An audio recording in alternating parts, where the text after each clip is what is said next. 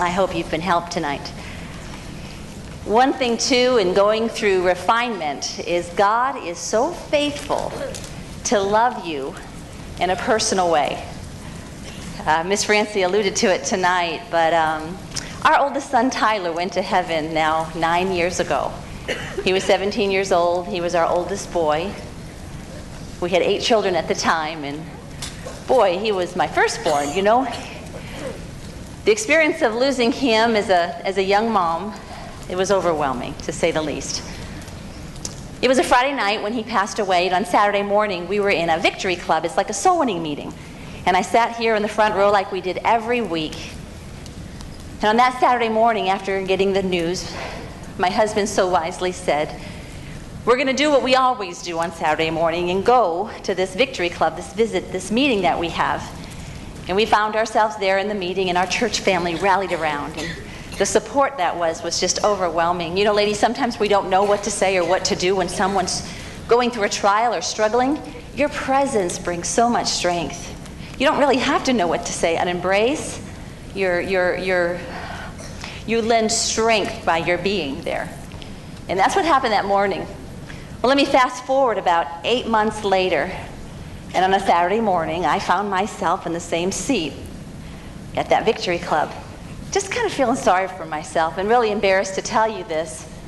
But as I sat there, I reflected on 8 months ago when my husband stood before our church family and told them, last night our son was traveling with a family from our church and was involved in a car accident, and the Lord chose to take him to heaven last night. And as I sat there, tears just flowed like it was just yesterday.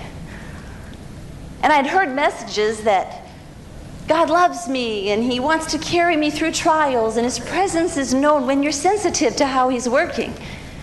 And I'd heard messages like God loves me signs. Like sometimes someone will say, I just know God loves me when. And it might be when the snow falls or when I see a deer or a rainbow. God, you're just loving me in a personal way. When I see a penny on the ground, God, I know you love me because you allowed me to see this and experience this in such a way that you love me. Well, I'm sitting there on the front row, and all these thoughts. You know how a thought goes through your mind like this? I thought, Lord, I really want to know you love me today. I just want to feel your presence. And I thought, well, I don't have a God loves me sign. I just want to see him. But I knew I wasn't going to see him anytime soon. Well, you know, once again, how a thought goes, we're singing song after song, and the message was given, and we went and got our kids and went to our cars and made our visits. But that morning, if you know me, I'm not one to walk slowly or look around on the ground and pick things up. I just go and get to where I'm going. And that was the typical morning for me that Saturday morning. And I gathered the kids, and we were going to my van. And out of the corner of my eye, I saw this little piece of paper on the ground. It was this paper right here. And it caught my eye, and I walked over to it. And I picked it up, and it was a picture of my son, Tyler. And I thought, God, you love me in a personal way. I mean, literally the thought in my mind was like, I just want to see him. And this was 8 months later, and for him to place a picture where I would find it along my path at that time spoke volumes to my broken heart. Well, ladies, he did it again. Heather, are you here this morning, or tonight? Heather, are you in the auditorium? Heather Kokoboon. Would you come forward? God has shown himself strong and showed himself how much he loves Heather tonight. A couple weeks ago, we were cleaning out a closet at the college. And Heather, we found Daniel's college Bible. This is not just a Bible. Come see. This is a Bible that just speaks volumes of a journey of faith. A journey of Daniel making decisions at Indian Creek. Pictures of him as he toured with the college and the college tour group that he traveled with that summer. In here.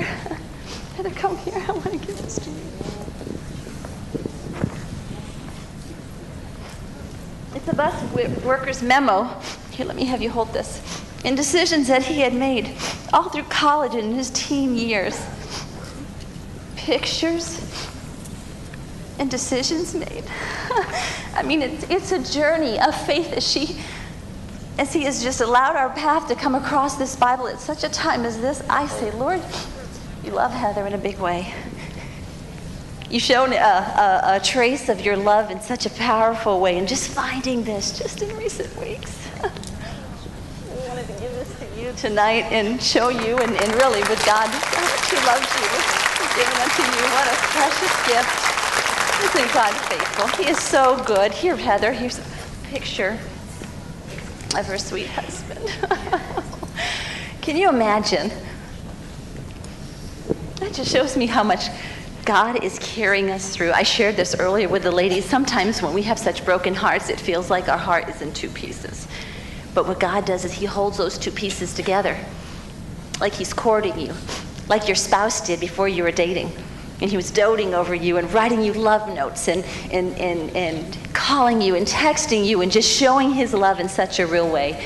When you're going through refinement, God's presence is so real and so powerful, how he expresses that love to you. Ladies, I hope your hearts have been challenged tonight. I know mine has.